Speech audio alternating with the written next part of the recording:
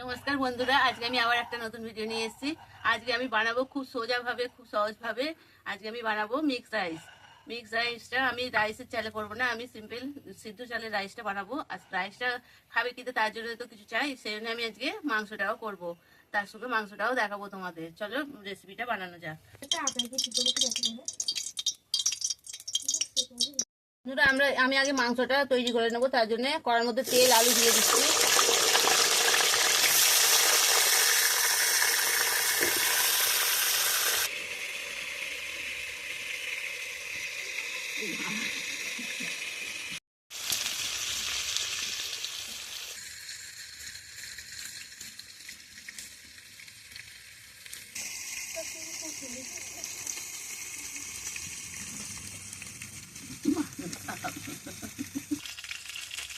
সবজিগুলো তুলে রাখবো।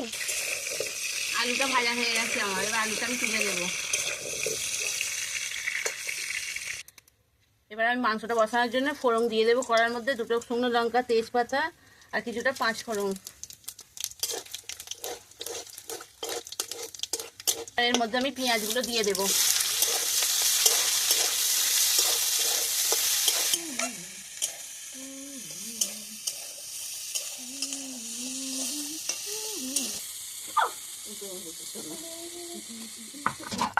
আদা রসুনটা আমি পিষে নিচ্ছি বন্ধুরা। আগে আদাটা পিষে নিই, তারপরে রসুনটা পিষবো। দেখো বন্ধুরা, পেঁয়াজটা ভাজা গেছে। এর মধ্যে এবার আমি আদা রসুনের বাটাটা দিয়ে দেবো।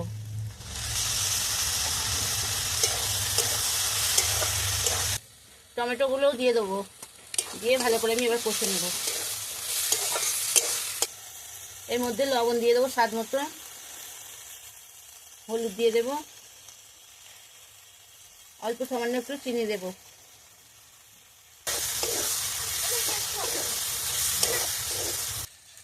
কিছুটা লঙ্কা গুঁড়ো, জিরে গুঁড়ো,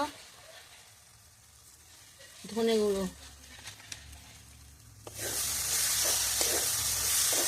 এবার এর মধ্যে আমি মাংসটা দিয়ে দেবো।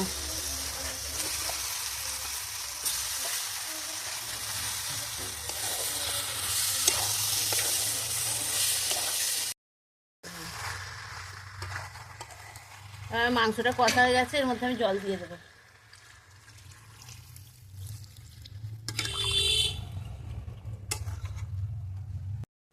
এর মধ্যে বন্ধুরা আর দুটো কাঁচা লঙ্কা দিলাম, বেশি দিইনি কারণ আমি গুঁড়ো লঙ্কা দিয়েছি। খুব ঝাল হয়ে গেলে খেতে পারবে না সব। দেখো বন্ধুরা, আজকে আমি এঁকেছি, কেমন হয়েছে তো কমেন্টে অবশ্যই জানাবে। ভালো করে দেখো।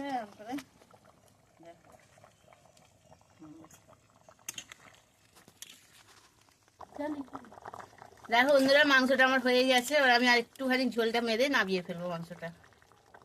বন্ধুরা, আমার মাংসটা হয়ে গেছে। এবার রাইসটার জন্য আমি প্রথমে কড়ার মধ্যে ঘি দিয়ে দিলাম। এবার এর মধ্যে আমার কুচোনা সবজিগুলো দিয়ে দেবো। এগুলো ঘি দিয়ে ভাজলে বন্ধুরা খুব ভালো টেস্ট হয়। তোমরা চাইলে সাদা তেলেও ভাজতে পারো। এর মধ্যে অল্প লবণ দিয়ে দিলাম, অল্প হলুদ দিয়ে এবার আমি এটা ভালো করে ভেজে নেব। এগুলো ভাজা হয়ে গেছে, এগুলো আবার তুলে নেবো আমি। দেখো বন্ধুরা, আমি ভাতটা আগে বসিয়ে নেব।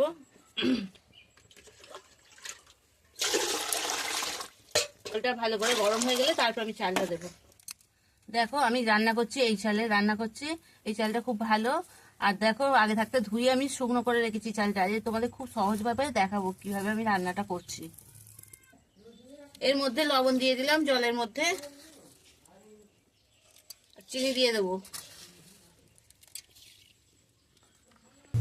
দেখো বন্ধুরা, জলটা ফুটে গেছে। এর মধ্যে আমি এই সিদ্ধ চালটা দিয়ে দেবো।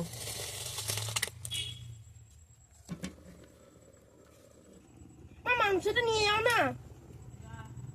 আবার আমি কড়ার মধ্যে ঘি দিয়ে দেব।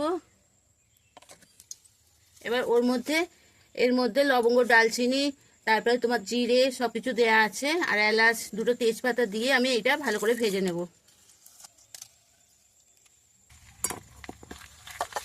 দেখো বন্ধুরা, মশলাটা আমার ভাজাই হয়ে গেছে।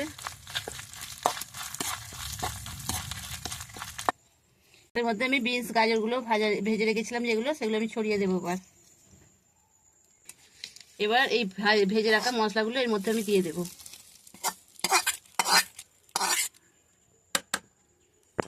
এবার এগুলো আমি ভালো করে বন্ধুরা মিশিয়ে দেবো। দেখো বন্ধুরা, আজকে কত সুন্দরভাবে, কত সোজাভাবে তোমাদের দেখিয়ে দিলাম মিক্সড রাইস তৈরি করা। তো তোমাদের কিরকম লাগলো রেসিপি দুটো, তো তোমরা অবশ্যই কমেন্ট করে জানাবে। আর পুরো ভিডিওটা দেখার জন্য তোমাদের অসংখ্য ধন্যবাদ। আর পাশে থেকো, আমিও তোমাদের পাশে আছি। টাটা।